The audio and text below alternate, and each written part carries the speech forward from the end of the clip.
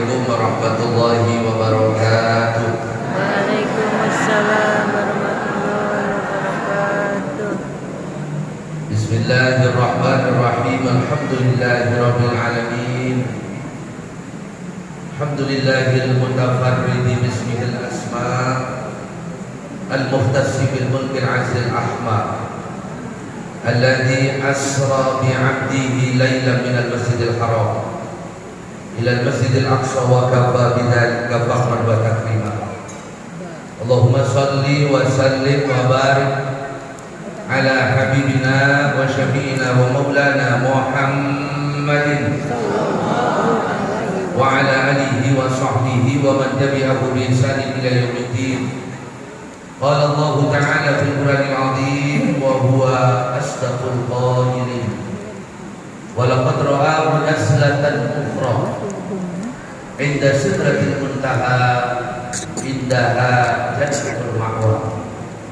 Wa qala an-nabiy sallallahu alaihi wasallam man hafadha hadhihi shalawat kanat lahu nuran wa burhanan wa najah.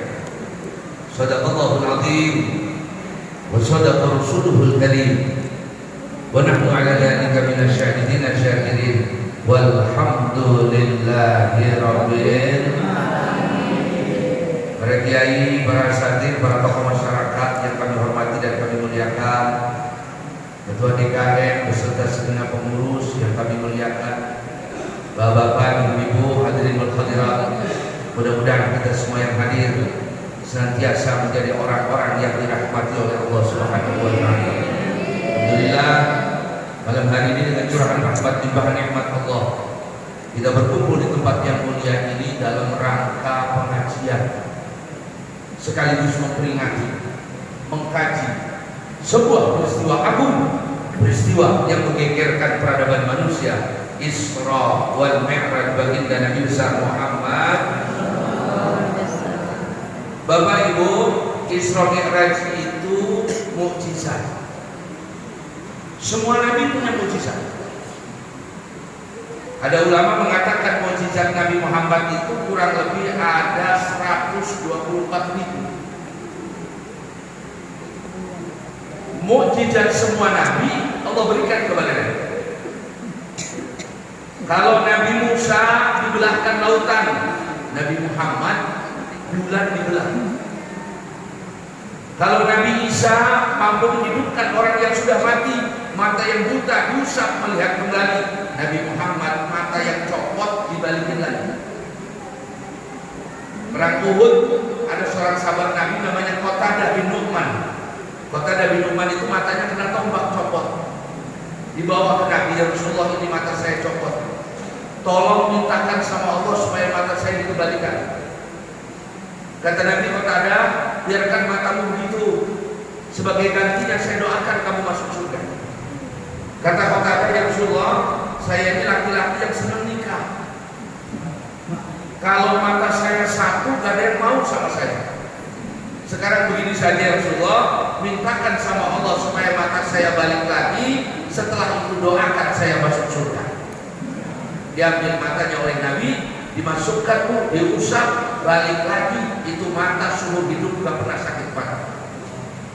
Kalau sebelahnya sakit mata, sebelahnya tidak pernah sakit. Kalau Nabi Sulaiman mengerti omongan binatang, Nabi Muhammad mengerti omongan pohon kurma. Maka Allah berikan mukjizat yang terbesar kepada Nabi kita, dan yang bertahan sampai hari kiamat akan menjadi sebuah mukjizat yang dijawab dengan keimanan. Dua, satu, Quran. Yang kedua, Isra wal Mi'raj. Sehebat apapun orang bicara tentang Isra Mi'raj, jawabannya cuma satu, apa? Iman. Tidak bisa kita berbicara Isra Mi'raj dengan akal. Bagaimana Nabi naik lewat langit ke-7? Bagaimana Nabi lewat Sidratil Muntaha? Bagaimana Nabi lewat Mustawa Sharifil Aqlam? Bagaimana Nabi sampai di satu tempat? Jangankan manusia, malaikat tidak pernah sampai. Maka jawabnya cuma satu. Kita mengimani bahwa innallaha ala kulli syai'in qadir, Allah mampu melakukan apapun yang diinginkan oleh Allah Subhanahu. Satu, berarti kita hidup di dunia ini harus yakin sama Allah. Makin hari iman kita ini makin tipis, Pak, kepepet sama krisis. Ada ibu-ibu beras naik ke bawah dalam sholat, dina sholati beras naik, bawa biaya pensiunan suami gak naik-naik, bawa mati modar aja sekali.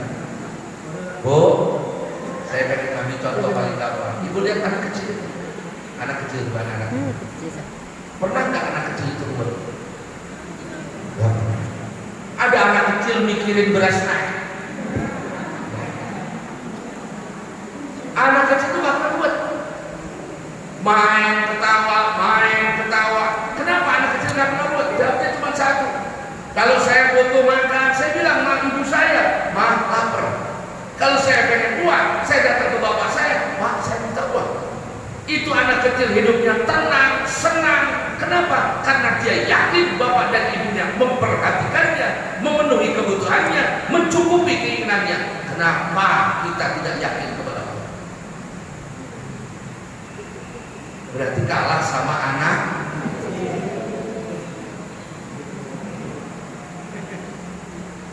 Yang kedua, anak kecil itu Pak kalau berantem, waktu berantem 10 menit baikkan lagi.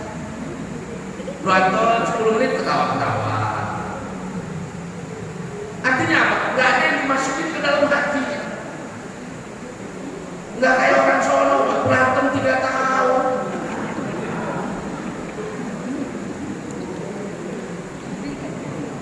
Maka kata ulama, orang itu kalau yakin kepada Allah, minimal sebagaimana yakinnya seorang anak kepada bapak ibunya, maka Allah akan mencukupi segala keinginan dan kebutuhannya. Alhamdulillah. Maka saya pernah bilang sama bapak ibu, yang namanya rezeki itu jangan diukur pakai akal, gak ketemu Bang. Saya pernah ketemu Ustaz ngajar di madrasah, saya tanya Ustaz, ngajar di madrasah sebulan dikasih berapa? Alhamdulillah Pak Kiai dikasih 250.000. Ustaz anaknya berapa? 4. 250.000 dimakan ber-6 sebulan, gak bakal cukup. Itu Ustaz punya motor Vario baru. Saya tanya Ustaz motornya dari mana? Kredit apa cash? Cash dia. Saya hitung-hitung sampai kepala ngebul gak ketemu. 250 sebulan buat makan gak cukup, punya motor baru cash dari mana? Apa jawab Ustaz? Alhamdulillah Kiai, mertua jual tanah saya dibeliin motor. Namanya rezeki. Saya dulu waktu mondok punya teman saya itu Pak tukang pijetin Kiai. Kalau Kiai capek pijetin, santri pijetin Kiai gak bakal dikasih duit, nggak ditabok sama Kiai Pak. Waktu saya berada di Medina, ini teman saya berangkat haji, pakai ONA Plus. Kalau sekarang 350 juta. Saya tanya, dari mana ongkosnya? Dulu aja mondok nebeng sama Kiai, kok bisa berangkat ke haji? Dari mana ongkos? Apa kata teman saya? Alhamdulillah, berapa bulan yang lalu ada tamunya Pak Kiai, rupanya tamu itu lagi gak enak badan, saya pijitin dikasih sehat oleh Allah. Rupanya orang itu mau berangkat haji, takut penyakitnya kambuh di Mekah, saya diajak. Bisa. Tetangga saya nanam kangkung tuh berangkat haji, nanam kangkung sekali panen daftar haji. Itu barokah jual kangkung sama kebun-kebunnya. Ya tapi dia berangkat haji. Maka masalah kita ini yang membedakan kita dengan umat dulu. Kalau kita baca dalam sejarah, kenapa sih umat dulu itu hebat? Tabi'in, sahabat melahirkan tabi'in, tabi'in melahirkan tabi'un tabi'in. Yang dikatakan dalam hadis, qarni sumalladzi yalunahu, zamanku, kemudian zaman berikutnya, kemudian zaman berikutnya. Kenapa zaman ini hebat? Sebab mereka punya dua. Satu, para pendahulu kita itu orangnya yakin sama Allah. Bagaimana perang Badar 1000 orang, 313 orang mengalahkan 1000 orang. Bagaimana perang Uhud 700 orang mengalahkan 3000 orang. Bagaimana perang Khandaq 3000 orang mengalahkan 10.000 orang. Kenapa? Yakin sama Allah. Itu diteteskan kepada para pendahulu kita, orang-orang tua kita dulu. Orang tua kita dulu kepada yakin sama Allah. Kadang-kadang ikhtiarnya gak masuk akal cuma gara-gara yakin pada jadi. Orang dulu kalau kencingnya susah, yang diikat jempol kaki.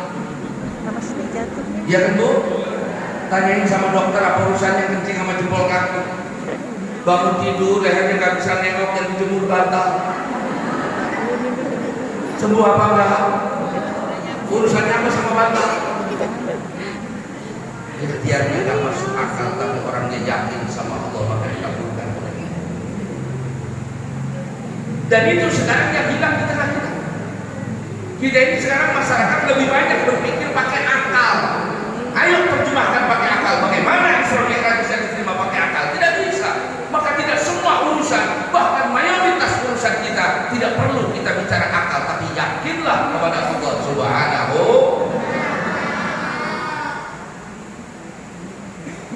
Orang tua dulu Bu, rumahnya bilik, bawahnya tanah, anaknya 15. Jadi orang semua, gak ada yang jadi ayam, gak ada. Kita rumah granit, pakai AC, motor depan rumah parkir 4, kreditan semua. Anak cuma 3, ruwet aja. Karena kita tidak punya yakin kepada Allah. Yang kedua Bapak dan Ibu, yang melandasi ibadah itu cuma 3. Orang itu kalau beribadah alasannya 3. Satu, ada orang beribadah khaufan billah. Kenapa Bapak sholat? Sebab kalau nggak sholat nanti masuk neraka. Berarti Bapak takut sama Allah. Ada orang yang beribadah rojaan billah, mengharap Allah. Kenapa ibu puasa? Biar masuk surga. Berarti ibu mengharapkan surga kepada Allah. Orang yang beribadah karena takut kepada Allah, orang yang beribadah karena mengharap balasannya Allah, satu saat bakal capek. Satu saat bakal capek. Maka kata ulama, ada ibadah yang ketiga yang bersumber dari keimanan itu, landasannya apa? Mahabbatan billah, karena senang sama Allah. Ada bapak-bapak kalau hari Minggu sepedahan 10 kilo naik sepeda muter kota Serang, capek enggak? Ingat banyak capek enggak? Kenapa? Senang. Walaupun kadang-kadang 100 meter masjid enggak kuat, 10 kilo kuat, 100 meter enggak, karena senang. Ibu-ibu itu senangnya arisan. Ya Allah Pak, yang namanya ngocok arisan cuma 10 menit. Tapi kenapa acaranya jam 8 sampai jam 12? Capek? Enggak. Pegel? Enggak. Kue? Habis. Makanan? Habis. Senang. Walaupun kadang-kadang suruh ngaji sengaja goyang kanan, goyang kiri, mual. Maka yang diinginkan dari kajian Isra Mi'raj ini, kita senang kepada Allah. Maka kalau kita senang kepada Allah, gak ada capeknya ibadah. Kemudian kita kan sekarang Pak, kalau dengar adzan zuhur kan kaget. Ya Allah, ya kan? Ada nggak Bapak? Kapan sih zuhur? Nggak ada. Semua adzan itu begitu kedenger kaget. Cuma satu adzan yang paling menegangkan dan paling ditunggu, adzan maghrib bulan Ramadan. Selebihnya Pak, Allah, nggak ada orang nunggu kapan si zuhur, kapan si asar. Karena memang kita belum sampai kepada kelas mahabbah, karena senang.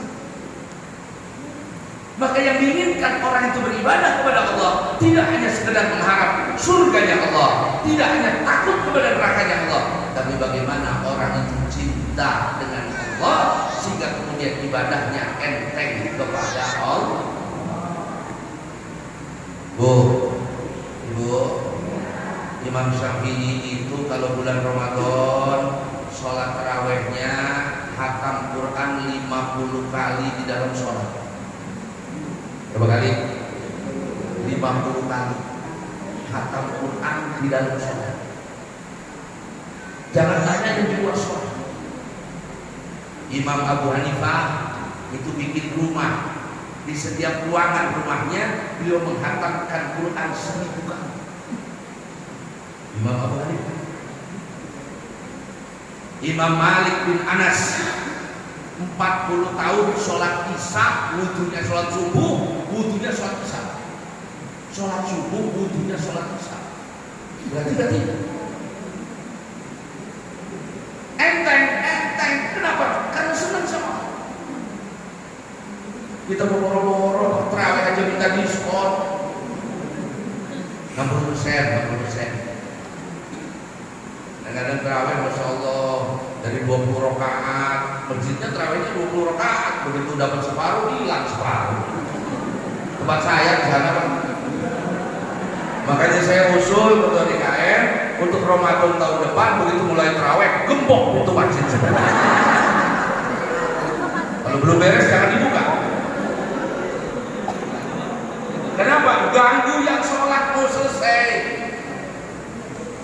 Yang keluar ini ganggu. Tapi kan saya pengennya separuh, dia sah-sah saja. Orang nggak terawih juga nggak apa-apa.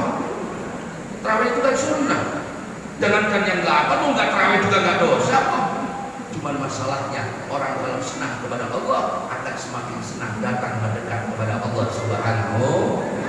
Maka untuk memperkokoh keimanan kita ini kuncinya cuma 2. 1, mulazamatul zikir, mengistiqomahkan ngaji. Apa Pak? Istiqomahin. Orang dulu itu bodoh Pak, cuman pada ngaji jadi pinter. Orang dulu itu bodoh, cuman nurut sama kiai hidupnya benar. Kita sekarang udah bodoh, banyak ngomongnya. Dinasehatin, galakan dia. Diomongin, banyakkan dia. Itu ruwet. Udah gitu ngakalin kiai kan. Dulu ada orang bodoh sholat jenazah bareng kiai. Dasar orang bodoh pak tengah-tengah sholat jenazah kentut tuh. Beres sholat dari kiai sini. Tadi sholat jenazah kentut ya. Ya kiai, batal sholat. Enggak kiai. Orang kalau kentut batal wudunya, syaratnya sholat wudunya batal, sholatnya batal. Kamu kentut batal sholatnya. Enggak kiai. Kok enggak? Dari tadi belum wudu saya kiai.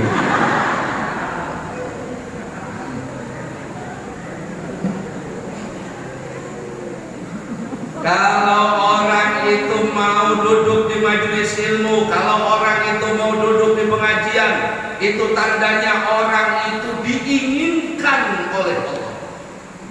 Mayuridillahu bi khairan yufaqihu fiddin. Kalau orang bisa duduk di pengajian, kalau orang bisa duduk di majelis ilmu, tandanya orang itu matinya dipastikan husnul. Ibadah kita kan paling enak ngaji. Sholat pegel.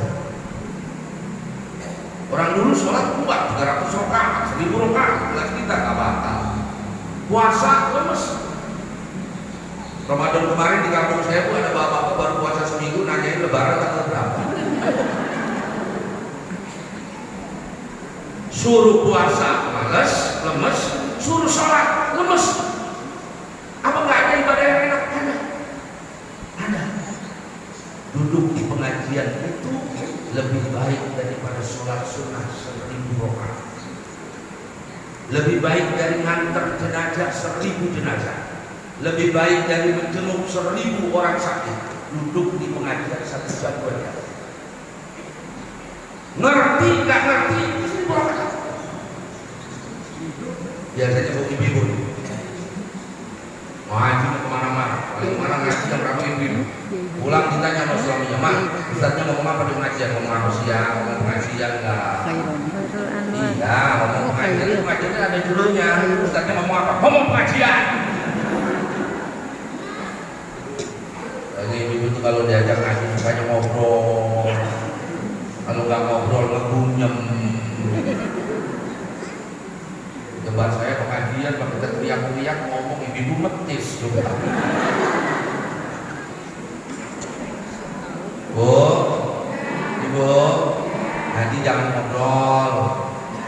salah denger.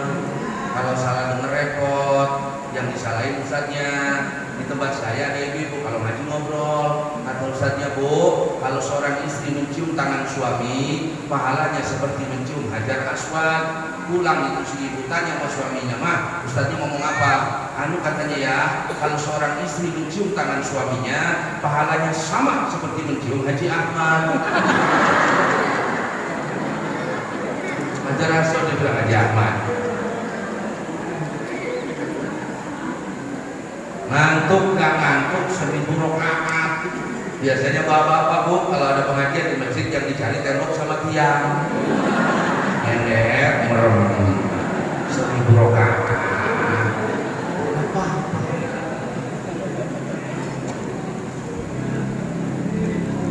Dulu ada ustaz cerita sama saya. Kata Ustaz Kiai, saya menemukan cerita kalau orang itu ada di pengajian, itu dosanya semua dikumpulkan. Dosa kita dulu dikumpulin dibawa oleh malaikat. Kalau malaikat, ya Allah, ini dosanya orang yang hadir pengajian, buang kemana? Kata Allah, buang ke laut. Bawa ke laut. Sampai laut, kata laut, jangan ke saya malaikat, jangan. Udah kebanyakan dosa manusia di laut, udah kuat saya. Balik lagi, Allah lebih tahu dari malaikat. Kata malaikat, ya Allah, laut udah sanggup. Kata Allah, buang ke gunung. Kata gunung, jangan ke saya. Udah banyak manusia, dosanya di saya, gak kuat saya. Balik lagi malaikat, ya Allah, laut gak sanggup, gunung gak sanggup. Ini dosa orang hadir pengajian, dibuang kemana? Kata Allah, kalau laut gak sanggup, gunung gak sanggup, ya sudah, bawa balik lagi ke tempat pengajian. Bawa balik lagi, ya Allah. Iya, terus kasihkan sama ibu-ibu yang suka pulang duluan. Ada yang mau pulang, Bu? Pulang, ayo. Dosa lebih banyak.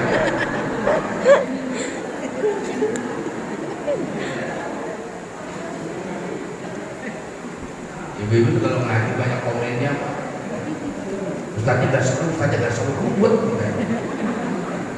makanya Kiai, kita kalau ngaji repot, lurus saja ngaji, komplain panitia sama ibu-ibu. Itu ustaznya terlalu serius. Nah kalau ketawa terus gak ada hasilnya. Ngaji apa hasilnya ketawa? Makanya kan ada ibu kalau ditanya, gimana pengajiannya? Teger. Lu kok teger? Ibu ya, yang penting mau ngaji Pak ya, yang penting mau duduk di tengah. Tadi hari Minggu ada pengajian, duduk, udah mau ngaji, dengerin, ngerti gak ngerti, telan aja, melompotin ustaz. Pulang dari pengajian, dosa kita diampuni oleh Allah, duduk kita ditemani malaikat, setiap langkah kita menjadi saksi kita masuk ke dalam surga. Amin ya rabbal. Yang kedua, orang itu kalau pengen kuat keimanannya apa? Mulazamatul dzikir, mengistiqomahkan berzikir. Bulan Rajab bulannya istighfar, bulan Sya'ban bulannya baca sholawat, bulan Ramadan bulannya gimana sih kampung apa? Bu, bulan Rajab bulannya baca, bulan Sya'ban bulannya baca, bulan Ramadan bulannya baca Quran. Itu zikir semua. Orang kalau pengen berhasil Ramadan mulai sekarang. Ada ibu bulan Rajab rajin puasa, rajin istighfar, lihat Ramadannya sukses. Ada bapak bulan Rajab mancing aja mancing. Puasa enggak, sholat enggak. Ramadan enggak nyampe. Enggak kelar Ramadan. Maka bagaimana kita bulan Ramadan tergantung bagaimana bulan Rajab. Dan isinya semua zikir, isinya semua istighfar. Kenapa sih bulan Rajab kita harus istighfar? Sebab yang menghalangi kita dengan Allah itu adalah dosa-dosa kita. Jangan Bu, Pak, usulul ma'asi, pangkalnya maksiat itu cuma 3. Bibitnya maksiat 3. 1, maksiat yang pertama kali di langit dan di bumi cuma 3. 1, sombong. Itu awal maksiat iblis. Ketika iblis diperintahkan sujud kepada Nabi Adam, apa kata iblis? Ya Allah, khalaqtahu min tin wa khalaqtani min nar. Saya suruh sujud sama Adam, kau ciptakan dia dari tanah, kau ciptakan saya dari api. Bagaimana saya sujud kepada Adam? Fa'aba, nolak iblis. Saat itu dibuang oleh Allah. Iblis itu Pak 500 tahun sujud di bumi, 500 tahun sujud di langit. Pimpinannya malaikat sekali sombong dibuang. Maka penyakit sombong ini adalah penyakit syaitaniyah. Coba, jangan sombong. Ini saya kata Bapak. Alhamdulillah saya masjid ya Pak. Kemudian tinggalan ngaji di depan terus. Maksudnya apa? Iblis itu 500 tahun sujud di bumi, 500 tahun sujud di langit, ngucap lebih baik, saya lebih baik daripada Adam, buang oleh. Nah apalagi kita yang baru tobat kemarin udah sombong. Jelas Pak. Makanya orang sombong itu kayak asap. Yang namanya asap itu Pak terbang ke langit, tinggi terbang. Setinggi apapun asap itu terbang, apinya di mana? Setinggi apapun orang itu sombong, rendah. Dan serendah apapun orang itu tawadhu, mulia di atas langit. Seperti apa? Seperti kita melihat bintang di dalam kolam. Ada di kolam melihat bintang. Oh bintang malam di dalam kolam, padahal dia menjulang tinggi di atas. Orang yang sombong itu yang dimana sih? Satu, batrul hak, nolak yang hak. Kalau dinasihatin gak mau terima, kalau diomongin yang baik gak mau terima. Ya mau apa sih? Udah berapa lama ibadahnya? Kok berani mau nasihatin saya? Sombong. Bah, Sayyidina Umar bin Khattab. Sayyidina Umar itu kalau setan itu jalan sama Sayyidina Umar, setan dari sana, dari sana Sayyidina Umar di sini. Itu setan daripada ketemu Sayyidina Umar cari jalan lain. Setan takut sama Sayyidina Umar. Sayyidina Umar pernah dinasehati oleh seorang perempuan yang bernama Khawlah. Sayyidina Umar di atas untanya di depan 100.000 tentaranya dinasehati seorang perempuan, beliau tunduk mendengar. Kita banyak kekurangan, kamu nasihati, alhamdulillah. Walaupun nasihat datang dari orang yang lebih rendah dari kita. Bahkan sekali-kali kita saling nasihati. Bapak minta nasihat sama istri, mah kalau selama ini saya jadi suami banyak kekurangan, saya minta maaf, mohon dibukakan pintu maaf yang seluas-luas. Kata istrinya, enggak ya, ayah itu suami terbaik di dunia. Gak ada suami sebaik ayah, gak ada yang kurang, gak ada. Kurangnya cuma satu doang, pelit beneran.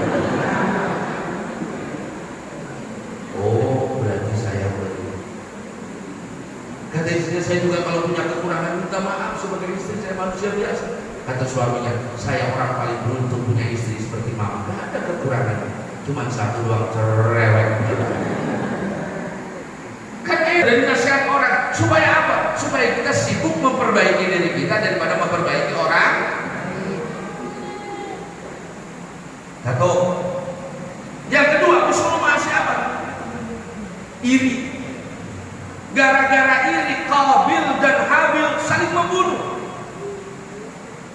Bu, ibu, kalau ada ibu-ibu suka jelekin tetangganya, si anu tuh ibu anu, itu sebabnya cuma satu. Kalau kita boleh lihat dalam hatinya, isinya cuma satu, apa? Iri. Benar? Si ibu anu, iri. Dan orang iri itu paling celaka, Pak. Yang diiriin enak makan, enak tidur, malah yang iri kenger. Ya kan Bu? Karena sebelah beli kulkas, itu beli obat sakit kepala.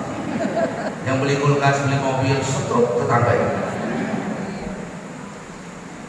Di sini nggak ada. Nggak bakal bener orang ini, itu nggak bakal bener. Dan orang yang paling tinggi irinya, yang paling kencang irinya siapa? Ustaz. Kok diam semua ini? Yang paling kencang irinya Ustaz.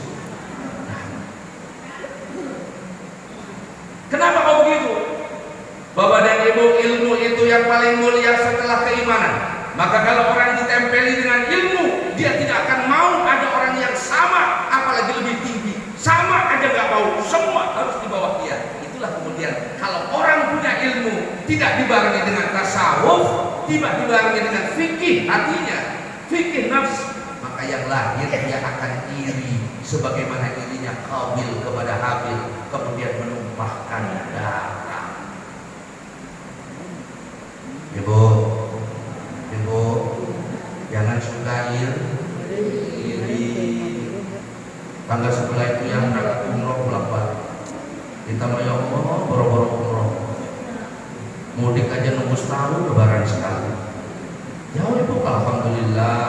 Kalau tetangga itu bisa umroh tiap tahun bolak-balik, mudah-mudahan semakin banyak rezekinya. Mudah-mudahan kita juga bisa berangkat umroh, kan enak. Boy, dan yang paling kenceng gini itu biasanya ibu-ibu mau bikin beruat. Makanya banyak laki-laki acak-acakan gara-gara itu. Gak usah yang kelas biasa, sampai ustaz juga ruwet gara-gara istri. Dulu ada yang ustaz, istrinya ngomong, ya semua ustaz udah pakai mobil, layak doang jadi ustaz bolak-balik naik motor. Apakah pengen punya mobil kayak orang-orang itu? Malu saya jadi istrinya ustaz. Kata suaminya, baik ya, mak, kita beli mobil. Tapi sebelum kita beli mobil, nanti mobilnya ditaruh di mana? Oh, kita bikin garasi. Garasinya bagaimana? Ini begini desain, kata istrinya. Terus kata suaminya, duit buat bikin garasinya mana? Kata istrinya, iya ya, dari mana? Kata suaminya, buat garasi aja nggak ada, apalagi buat mobil. Yang paling enak itu pintar syukur. Syukur tuh lihat ke bawah, jangan lihat ke atas. Bu ya, ya bu, ya bu. Dulu ada seorang laki-laki datang sama kiai, kata laki-laki, kiai, Allah enggak adil. Kenapa? Orang lain kaya, kiai punya rumah, punya mobil, punya motor. Saya masih semenjak nikah kontrak di mertua nggak selesai. Kata orang itu, Allah enggak adil sama saya kiai. Kata kiai, jangan ribut pak, ini saya kasih uang 1 miliar. Halal kiai, halal. Syaratnya cuma 1, kata kiai. Apa? Kakinya saya potong 1. Mau? Enggak kiai, saya tambahin 10 miliar, matanya copot dua-duanya. Mau? Enggak kiai, berarti nikmat Allah yang ada di badan kita ratusan miliar. Kaya kita ini. Makanya kalau ibu nggak punya kalung berlian, kalung emas, gak usah ribut. Yang penting ibu punya kepala. Mau ibu pakai kalung gak ada kepalanya, namun ya Allah, alhamdulillah saya nggak punya kalung, punya kepala. Si anu mau ke kalung sendiri rantai motor, kepala nggak ada. Lihat orang yang lebih kurang dari kita, alhamdulillah. Makanya sekali-kali jalan-jalan tuh jangan terus ke kebun binatang aja, ini profesi kebun binatang pantai, ngapain? Jadi saudara kebun binatang. Coba sekali-kali jalan-jalan ke kampung-kampung, biar lemes hati. Melihat orang yang lebih kurang nikmatnya dari kita akan bilang alhamdulillah. Kalau ada yang kurang-kurang dalam hidup, sabar. Bu ya, ibu punya suami marah-marah terus, sabar. Enggak lama, Bu. Tungguin aja sampai mati duluan selesai. Bapak punya istri marah-marah terus, sabar. Gak usah ribut, tungguin aja sampai mati duluan selesai. Banyak orang itu jadi wali gara-gara istrinya, Pak. Ya siapa tahu bapak gara-gara istrinya cerewet jadi wali. Saya pernah cerita bapak semuanya ada seorang wali namanya Abdurrahman Bajalaban. Abdurrahman Bajalaban itu kalau cari kayu bakar di gunung, yang bawa pulang kayu bakarnya harimau. Orang yang lihat hebat di kiai, macan nurut sama kiai. Sampai rumah itu kayu diturunin, harimau balik lagi, macan balik lagi ke hutan. Berapa tahun kemudian itu kiai begitu nurunin kayu masuk rumah, begitu ketok pintu, assalamualaikum, dibuka, domelin sama istri. Itu kiai ini. Ada yang melihat, masya Allah, macan nurut, istrinya enggak. 10 tahun kemudian itu kiai nyari kayu bakar dipikul sendiri. Kata yang lihat kiai, dulu yang nganterin macan, macannya kemana? Kok sekarang dipikul sendiri? Kata kiai, dulu saya punya istri cerewet, saya sabar. Berkahnya sabar, macan nurut sama saya. Itu istri saya yang cerewet sudah mati.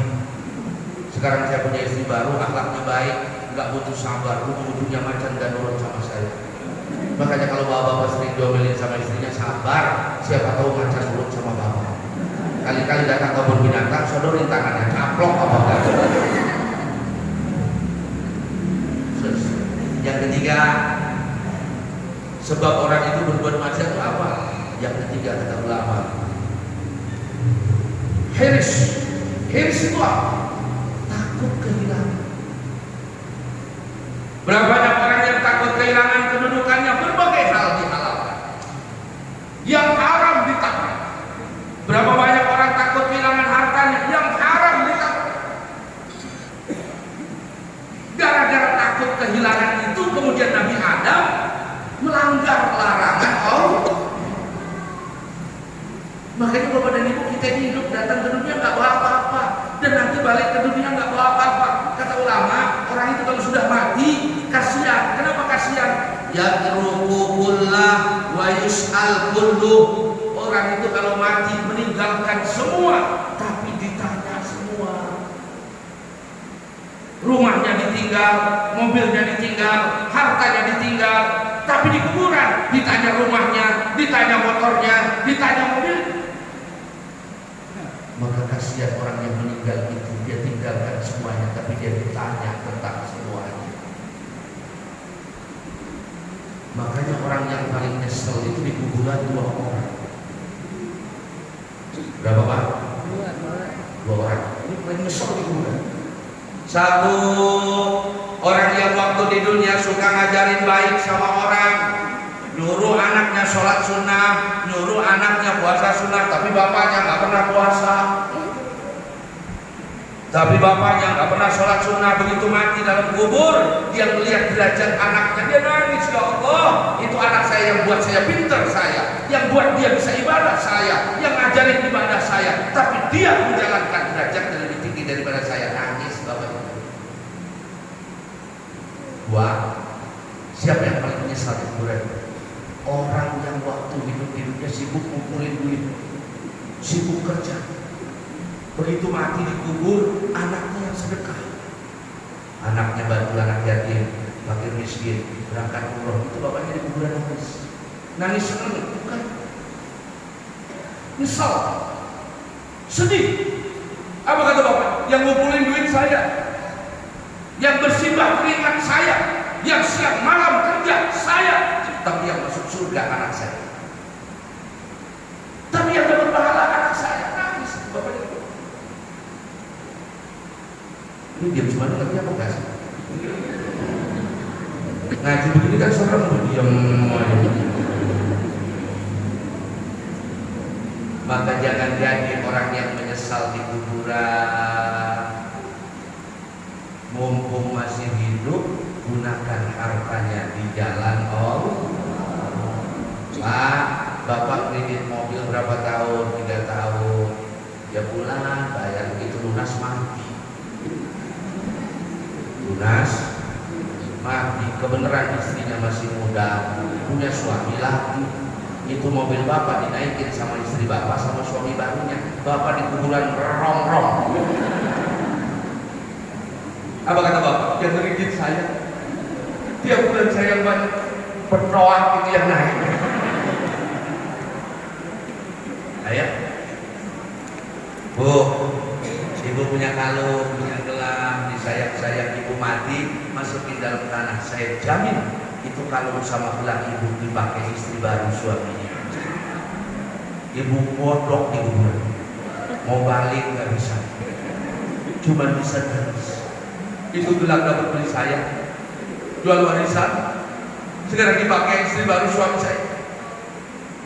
Maka orang yang paling menyesal itu orang yang di dunia sibuk beli ini, beli itu, beli ini, beli itu, ngumpulin duit sebanyak-banyaknya. Begitu dia mati, anaknya berangkat umroh pakai duitnya, anaknya sedekah, anaknya bantu fakir miskin, anaknya bantu anak yatim. Nangis bapaknya di kuburan, bukan senang, nyesel. Kenapa anak saya dapat pahala, saya banting tulang cari uang. Alhamdulillah. Makanya jangan pelit tuh ya. Ibu biasanya pelit. Iya Pak, ibu benar. Saudara minta kembalian gitu. Ngasih 100.000 minta kembaliin 98. 2.000. Bu, Orang itu nanti di akhirat fidil sodakati. Orang itu di akhirat dipayungi sedekah. Ini masa itu panas. Ada orang keringat sampai leher, ada orang tenggelam dengan keringatnya. Ada orang dipayungi. Ibu sedekahnya berapa? Alhamdulillah Kiai, saya tiap bulan bisa menyisihkan uang 50 juta untuk bagikan fakir miskin. Nanti di akhirat Pak, waktu kepanasan begitu, Bapak dikirim AC 5 PK sekali. Kejam-kejam kedinginan Bapak. Kalau Bapak, saya mah sebulan Kiai 10 juta, 10 juta AC 1 PK. Ibu, saya mesti minta Kiai AC setengah PK buatan Cina, kadang-kadang kadang-kadang. Kalau ibu tiap bulan kasihnya berapa? 500.000 Kiai kipas. Adem. Kalau ibu 100.000 kipas kecil. Ibu 50.000 kipas kilir. Ibu berapa? 10.000 kilir gak ada gagangnya. Belakang. Orang itu mau adem atau tidak di akhiratnya tergantung seberapa besar sedekah. Saya mau tanya sama Bapak pengen masuk surga? Wah, lemas ini berat kayaknya. Pengen masuk surga? Pengen masuk surga? Surga murah apa mahal? Hah?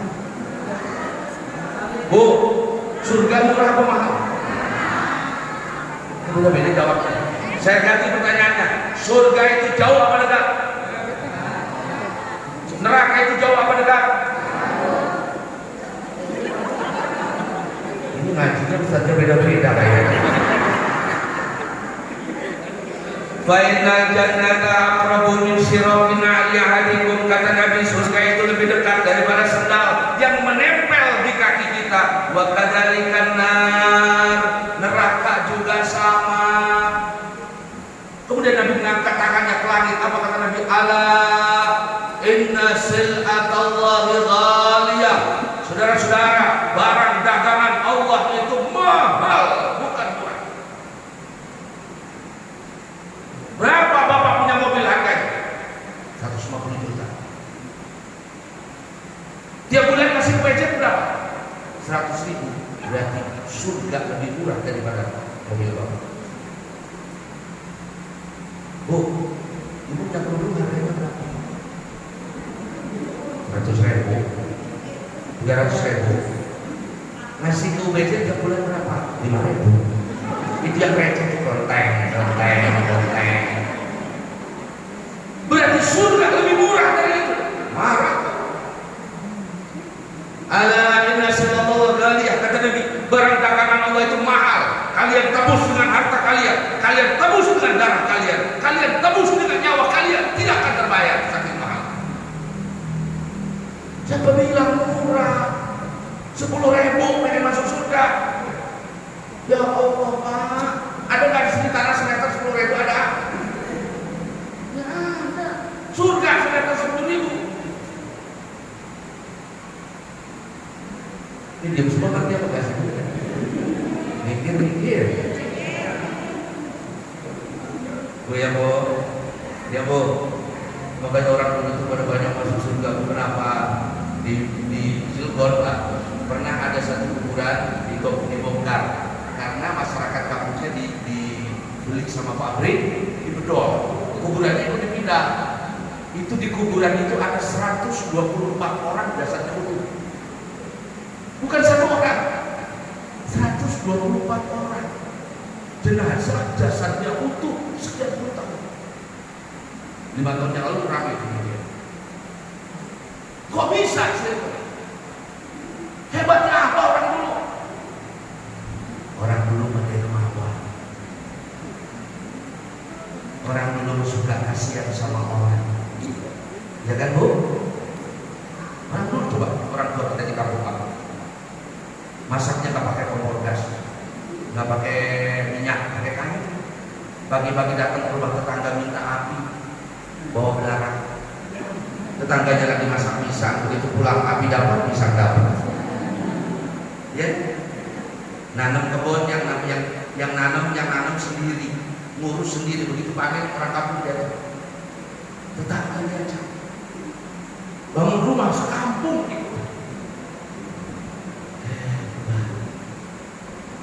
Ya Allah, kita zaman sekarang pelit beneran.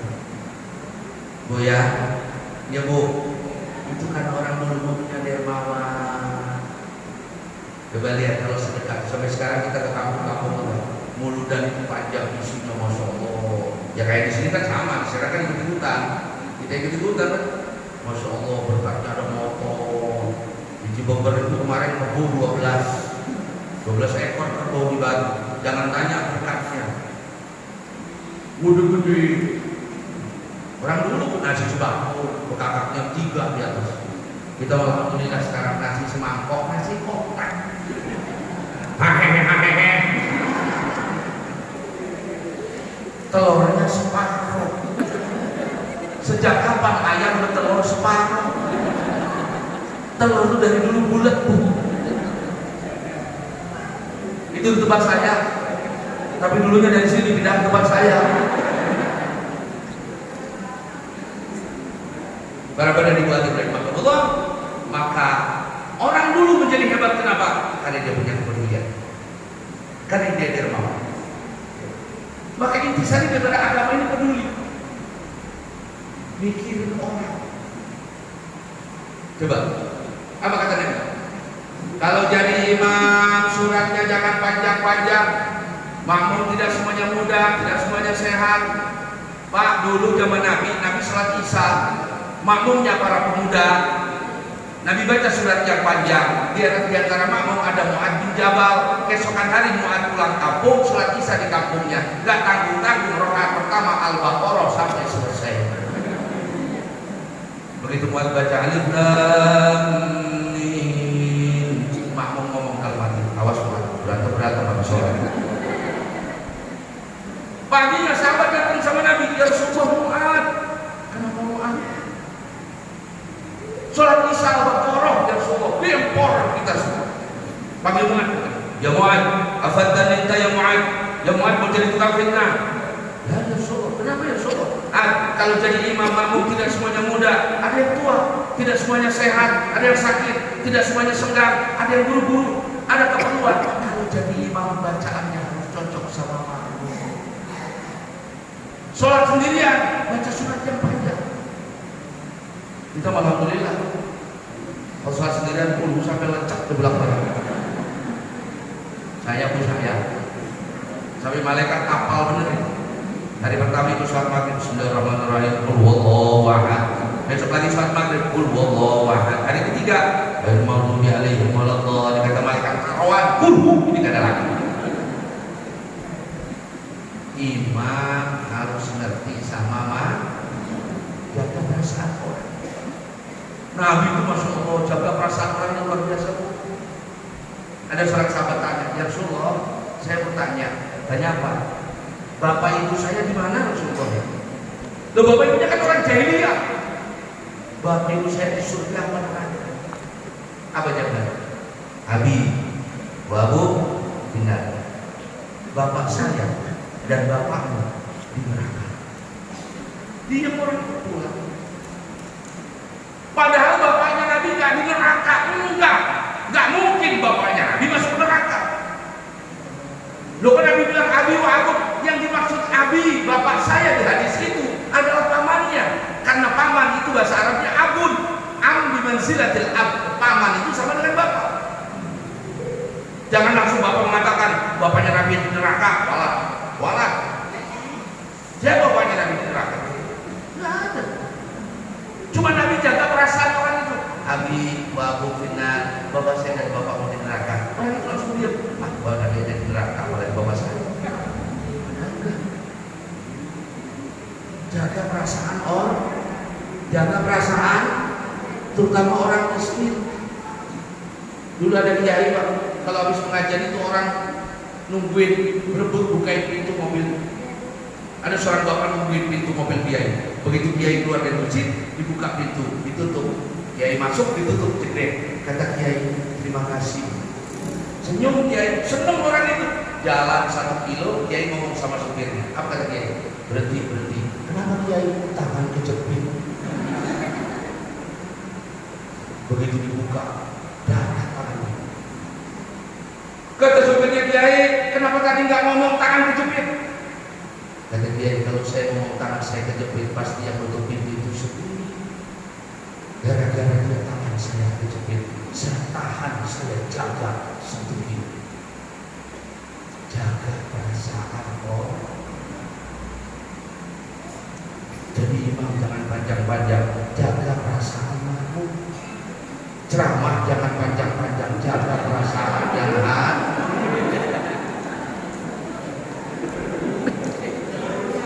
Ya kan Bu? Ya kita ngaji sampai jam berapa? Oh, jam 3 nih sama. Ini saya baru bicara mukadimah, belum bicara perjalanan Isra Mi'raj aja belum. Baru bicara makna Isra Mi'raj aja saya. Belum bagaimana perjalanan Nabi Isra-nya, belum bagaimana perjalanan Nabi Mi'raj-nya. Ini kalau kita bahas setengah 3 selesai. Sanggup? Saya nggak sanggup mau pulang. Ya Bu ya, yang pendek aja Bapak dan Ibu. Ya, Nabi itu ketika Mi'raj naik langit ke-7, melihat ada orang di langit ke-7. Kata Nabi Jibril, ini siapa orang? Malaikat, bukan ya Rasulullah. Nabi, bukan ya Rasulullah. Kok orang ini ada di langit ke-7? Dia bukan Nabi, bukan malaikat, bukan Rasul, bukan ya Rasulullah. Dia orang biasa, cuman waktu hidup di dunia amalnya 3 macam. Kalau kita pengen naik derajatnya amalkan 3 hal. 1, apa amalnya Jibril? Karena fi dunya lisan muradban bi dzikrillah. Waktu hidup di dunia lidahnya senang zikir. Doa Allah, Allah, senang gitu. Orang itu zikir itu ada 2 macam Pak. Ada yang zikir khafi itu di hati, diam, hatinya zikir. Kalau Bapak diam tidur. Ada yang zikir jahat, Nabi tanya sama Abu Bakar, kalau zikir keras apa pelan? Pelan ya Rasulullah. Kenapa pelan? Meresap dalam hati. Umar, kalau zikir keras apa pelan? Keras ya Rasulullah. Kenapa keras? Musik setan. Maka kalau ada bapak zikiran keras, Allah, ada yang protes. Zikir kencang-kencang kayak begitu. Emang Allah turun? Enggak. Saya mau zikir kencang dari musik setan. Lah setannya mana? Bapak.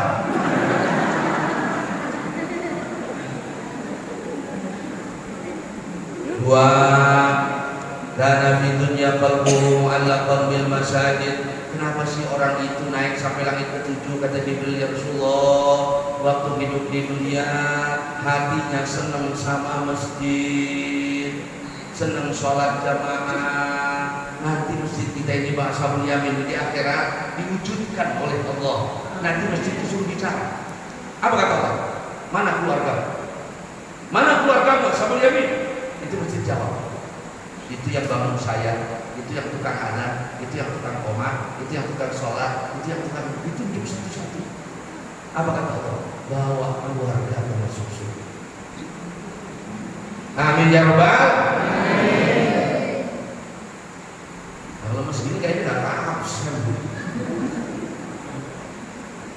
Senang sama masjid. Orang itu kalau senang sama masjid, imannya bersih. Tolak ukur orang mukmin ini gampang Pak. Yang dohir ya, kita ini pengen tahu iman kita ini sehat apa enggak. Tolak ukur dohirnya gampang. 1, kata Nabi, orang mukmin itu senang dengan masjid. Ada sahabat bolak-balik ke masjid, kata Nabi, mukmin. Sekarang Bapak senang apa enggak ke masjid? Enggak, berarti imannya masalah. Kalau duduk di masjid, Masya Allah, panas bener. Pengennya pulang aja pulang. Imannya masalah. 2, Quran. Fainal mu'min la yasbah minal Quran. Kata Nabi, orang mukmin itu gak akan kenyang dari Quran. Bapak Ibu kalau baca Quran seneng, pengen nambah lagi, tandanya imannya sehat. Tapi kalau Ibu baca Quran baru 2 ayat, muak 3 kali, masalah iman. 3, Zam-Zam. Air Zam-Zam. Kata Nabi, al-mu'min la yasbah min Zam-Zam. Orang mukmin itu gak akan kenyang dari Zam-Zam. Kalau ada bapak senang minum air Zam-Zam, berarti imannya sehat. Ada bapak tulis sedikit Tuhan, penyakit. Salah satu tolak ukurnya apa? Masjid.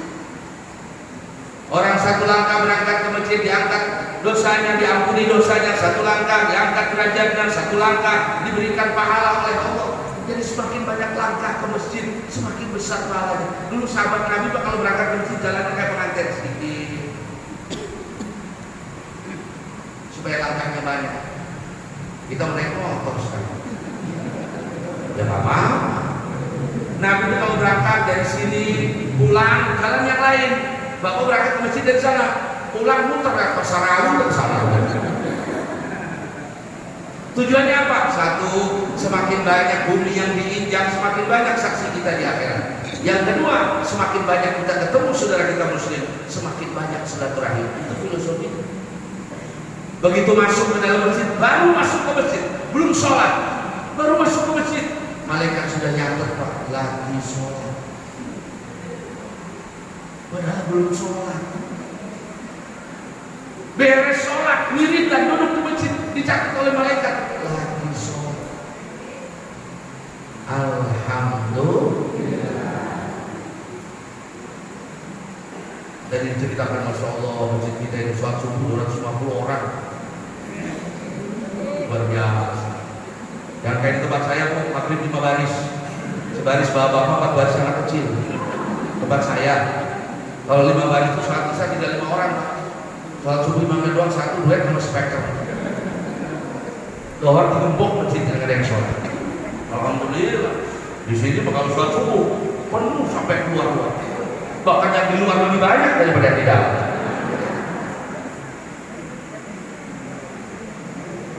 Satu langkah diangkat derajatnya, satu langkah diampuni.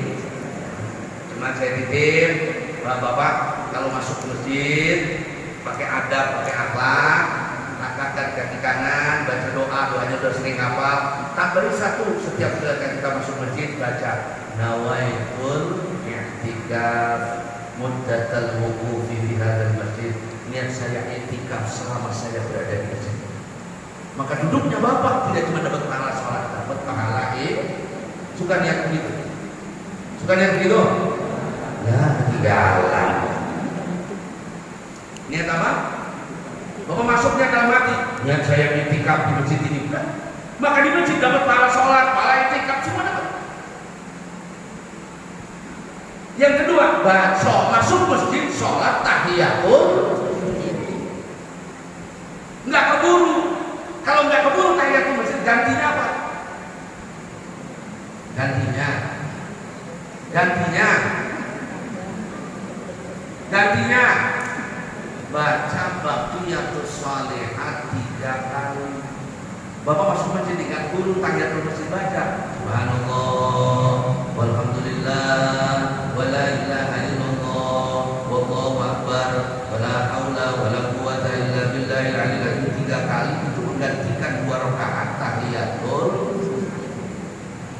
Paham Bu?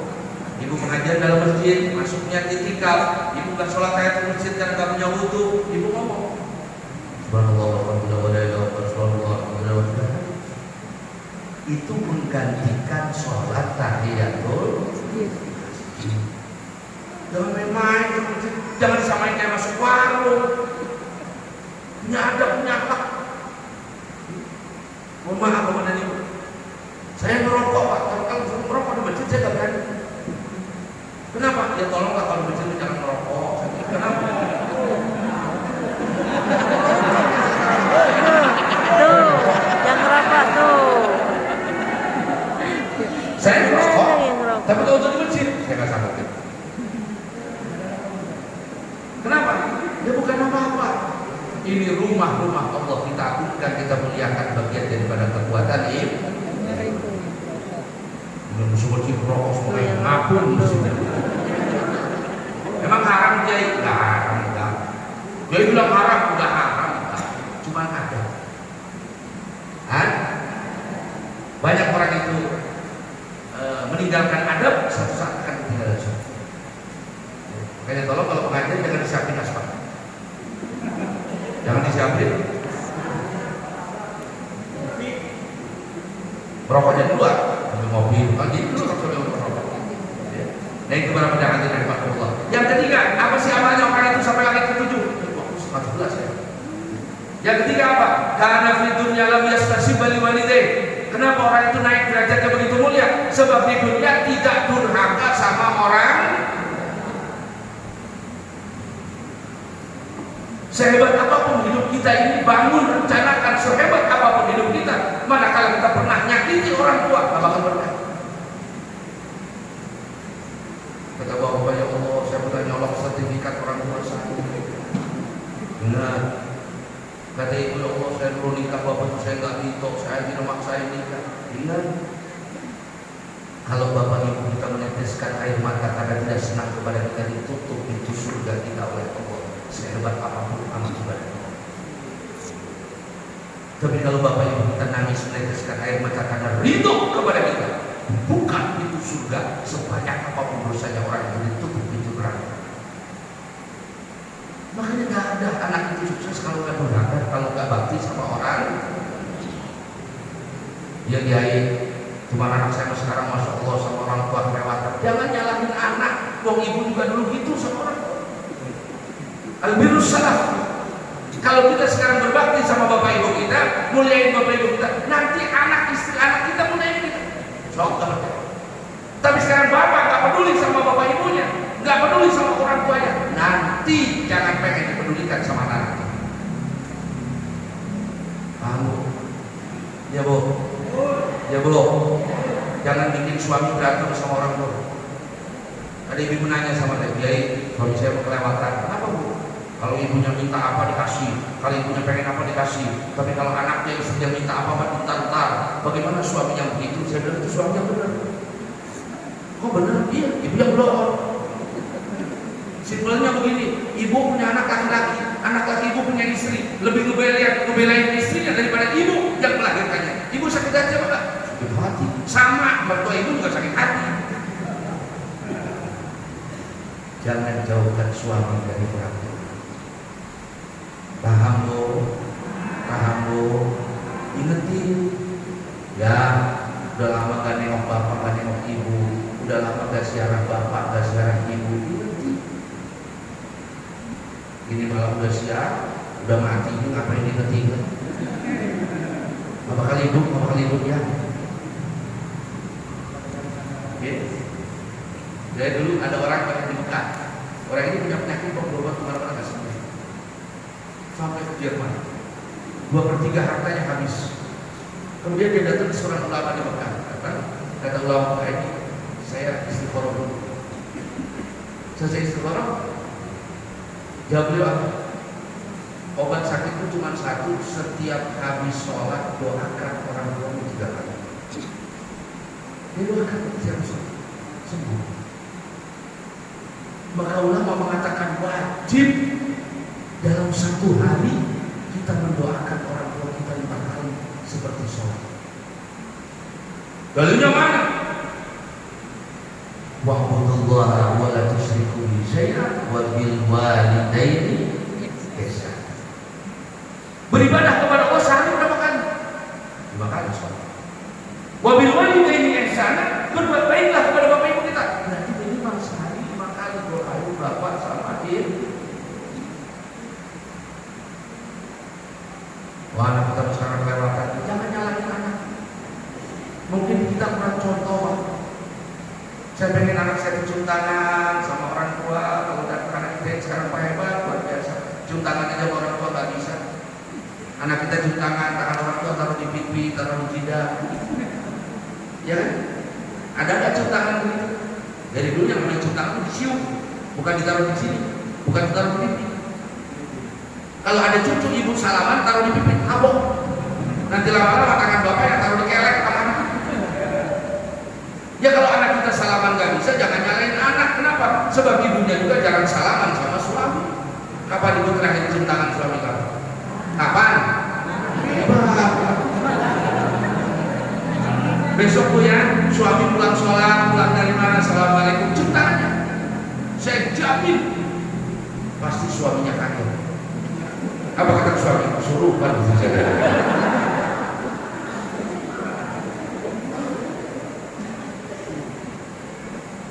Saya pengen anak saya itu masuk rumah assalamualaikum, keluar rumah assalamualaikum. Iya, kita pengen anak kita masuk rumah assalamualaikum, keluar rumah assalamualaikum. Bapaknya rumah orang didoain. Assalamualaikum. Rumah sendiri pintu ditendang.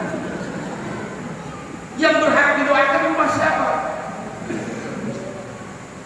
Kenapa rumah orang kita doakan, rumah kita gak mau kita doakan? Kata bapak dia benar. Besok pulang sholat saya mau assalamualaikum. Pulang sholat asar, assalamualaikum. Istrinya dari dapur, waalaikumsalam. Begitu dibuka, saya kira orang. Kata suaminya monyet, saya monyet. Bapak Ibu hadirin rahimakumullah. Terakhir, Isra Mi'raj ini melahirkan berita nggak ada di antara kita yang tidak sholat, nggak ada. Jadi mau tukang sholat. Orang itu telah punya sholat. Jadi saya punya tetangga orangnya baik, suka nolong orang, sopan, akhlaknya bagus, tapi nggak sholat, nggak ada bagusnya. Benar. Saya punya tetangga yang pelitnya tuh bilang suka nipu orang, tapi rajin sholat. Bagus. Satu saat sholat menghentikan bohongnya, satu saat sholat menghentikan menipunya, dihentikan oleh sholatnya. Selama dia sholat, sholat akan menghentikan. Kok sekarang belum lagi proses? Maka saya sering bilang ke bapak-bapak dari anak saya, Masya Allah, main, nakal, tapi kalau sholat gak pernah tinggal, aman. Selama anak kita sholat, ibu aman. Dari anak saya menurut sopan, tapi kalau sholat susah, dia bilang, awas. Maka tolak ukur kebaikan menurut sholat, patokannya sholat aja sudah. Ibu cari mantu lihat sholatnya, sholat apa enggak? Sholat, benar sholat, benar. Sholatnya gimana? Kadang sholat, kadang enggak. Jangan ukuran unitnya punya. Ya Allah, kita ini zaman sekarang cari mantu urusan agama 89. Ibu saya mau tanya, kalau ibu punya anak perempuan, ada 2 orang lama.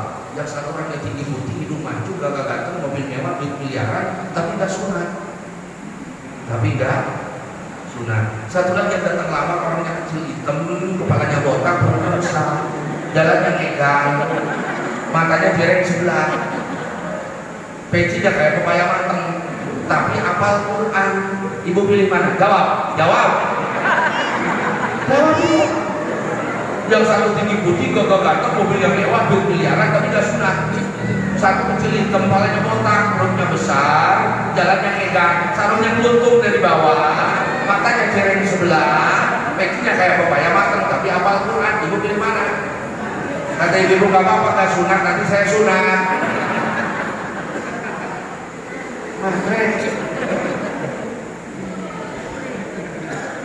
Lihat dong sholatnya.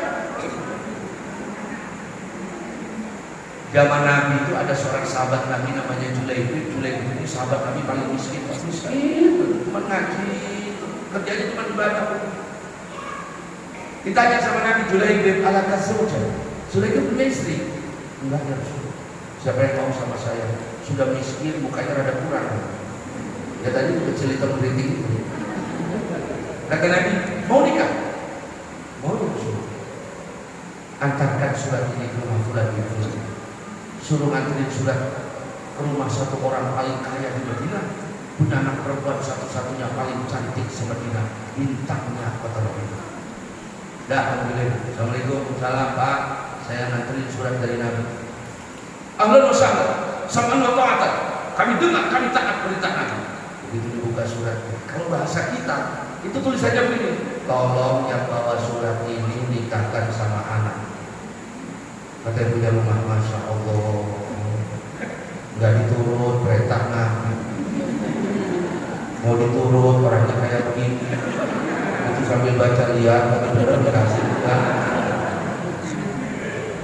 Kata yang punya rumah, begini aja Julaibib ya, tunggu sebentar. Saya musyawarah sama anak sama istri. Baik, masuk ke dalam, panggil anak dan panggil istrinya. Ma, Neng, ada surat dari Nabi. Allah Rasulullah, sama Allah Ta'ala. Kami taat, kami dengar perintah Nabi. Apa isi suratnya ya? Isi suratnya yang bawa surat ini suruh dinikahkan sama kamu. Apa kata anak? Ya, kalau perintah Nabi nikahkan. Kata bapaknya, jangan ngomong nikahin, lihat dulu orangnya. Begitu dilihat dari belakang itu, Allah kecil hitam keriting. Balik si anak perempuan sambil nunduk. Kata bapaknya, gimana Neng? Sudah dilihat? Sudah Bang. Terus bagaimana? Bang, kalau perintah Nabi nikah. Kata ibunya, Neng, pikirin yang benar. Yang begini ngacak-ngacak keturunan. Kata anaknya, ya kalau perintah Nabi nikah. Keluar dari rumah. Boleh, sampaikan kepada Rasul. Surat berikut isinya. Saya terima. Wah, bagaimana kata Nabi? Diterima ya Rasulullah. Alhamdulillah. Mas kawinnya punya? Enggak. Lah kan orang paling miskin, walimahnya punya? Enggak. Lah kamu mau nikah pakai apa? Kata dia Julaibib berangkat ke Ali bin Abi Thalib, suruh dia nyiapkan mas kawin. Berangkat ke Utsman bin Affan, suruh dia nyiapkan walimah. Orang dulu yang dicari agak kecil, hitam, perutnya besar, ngengkang, makanya dia yang suka. Abang Quran, itu gimana? Jawab. Selama orang itu menjaga sholatnya, hidupnya diberkahi oleh Allah Subhanahu. Mari kita perbaiki sholat kita Bapak Ibu. Orang yang ibadahnya banyak bagus, tapi yang lebih bagus orang yang ibadahnya diterima oleh Allah. Mari kita betulkan pelan-pelan, ya. Kelas kita ini sholat, rukun sujud benar, syarat rukun terpenuhi sudah alhamdulillah. Tapi jangan hanya di situ, mulai pelan-pelan naikkan.